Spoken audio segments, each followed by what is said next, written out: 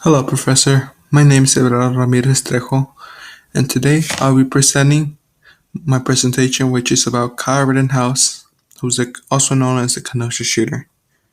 Here in the bottom, you can see a picture of Kyle Rittenhouse during the Kenosha shooting and a very recent picture of him during the trial. Who is Kyle Rittenhouse, you may ask? Throughout Kyle Rittenhouse's childhood, he participated in cadet programs with the police and fire department. Rittenhouse has also expressed throughout his social media profiles his support towards law enforcement and Blue Lives Matter, which is a pro-police movement that supports law enforcement, as well as showing his interest in weapons, as you may see on the picture on the right. So what exactly happened in Kenosha? Rittenhouse was 17 at the time that he traveled from his home nearby Antioch, Illinois, to Kenosha on August 25, 2020, as protests occurred after the tragedy of 29-year-old Jacob Blake, who was a black man shot and paralyzed in the hands of a police officer named Rustin Shesky. And right here in the picture in the right is Jacob Blake, who was shot and paralyzed. During this protest at Kenosha, Rittenhouse brought an AR-style semi-automatic rifle for self-defense. This resulted in Rittenhouse injuring 28-year-old Gage Grotz, leaving him with serious wounds and fatally killing 36-year-old Joseph Rosenbaum and 26-year-old Anthony Huber. What are causes of issue or conflict? During the protest at Kenosha, Kyle Rittenhouse claimed that he brought an AR-style semi-automatic rifle to protect a car dealership and to also protect people from chaos, which was later revealed that the car dealership didn't ask for any sort of assistance. During the Kenosha shooting, Rittenhouse firstly shot Rosenbaum after he attempted to reach for his gun. Moments later, a chase occurred. This was when Huber attempted to hit Rittenhouse with a skateboard, leading and Huber getting shot once by Kyle Rittenhouse. The last victim Rittenhouse shot and wounded was Gage Grosskreutz, who was shot after confronting Rittenhouse with a pistol. And right here in the picture below, the two victims who were shot and killed are in the bottom right. The two in the bottom right, while in the left was the one who was shot and wounded. Due to this event, this led to Rittenhouse turning himself in and being charged with 5 felonies, which are the following: first-degree intentional homicide, attempted first-degree intentional homicide, first-degree reckless homicide, first-degree reckless endangering safety, and then another one, which is first-degree recklessly endangering safety, both of which are the same. What consequences or principles are involved? The following are the charges that Kyle Rittenhouse was facing during court.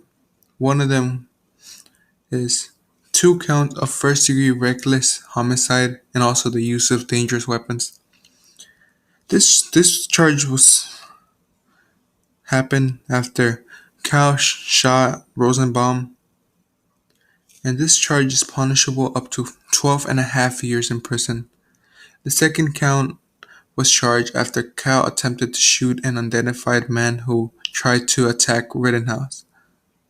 The second one is first-degree reckless homicide. The second count was charged for the death of Rosenbaum. This charge was punishable by up to 60 years in prison, but because he also carried an armed weapon, an additional 5 years would have been charged. And right here, the picture on the right shows him crying during the trial that happened very recently on the 19th of this month. First-degree intentional homicide.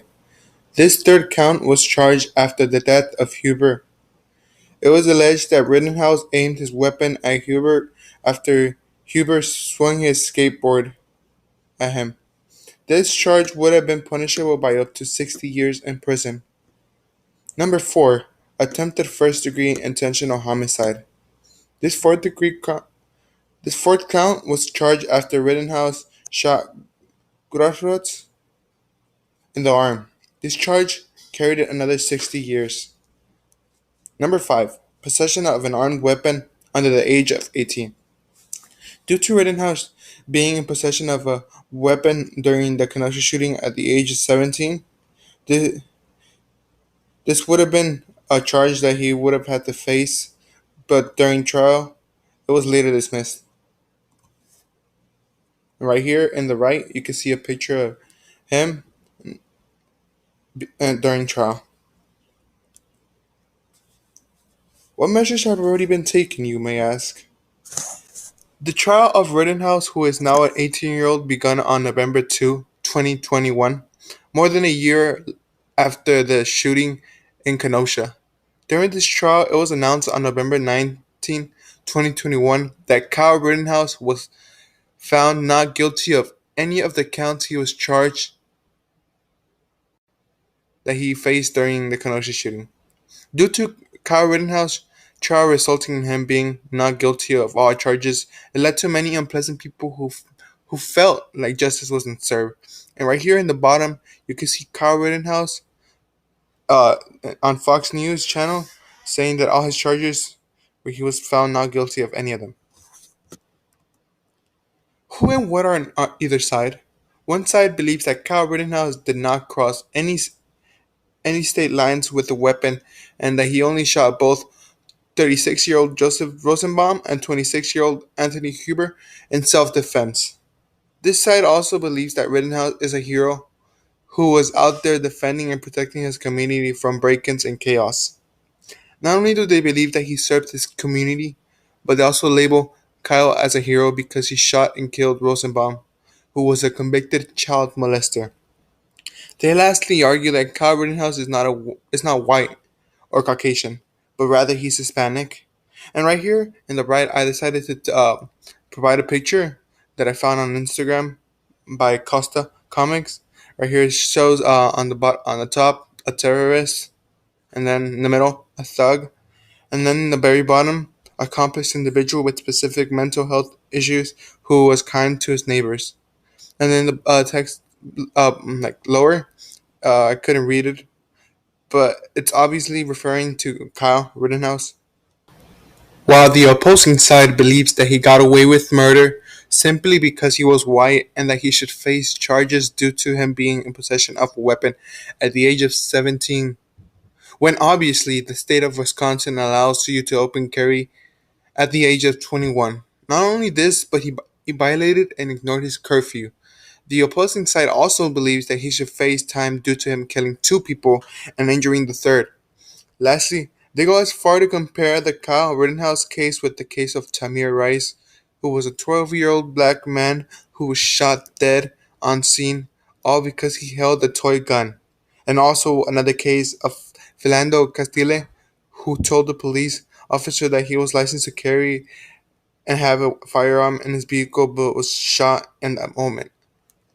And right here, I decided to show a picture of Kyle Rittenhouse uh, saying, "She was following me. It was self-defense." And the source is Lalo Alcaraz, one on Instagram. What are common problems in resolving or dealing with the issue? The trial of Kyle Rittenhouse exposed and showed everyone the flaws the justice system has. People argue that if Kyle Rittenhouse was not a white male, that his trial would have resulted very differently. It also showed another entire flaw, which is the problem of electing judges. Throughout the trial of Kyle Rittenhouse, the judge, Bruce Schroeder, is seen yelling and disagreeing with the state.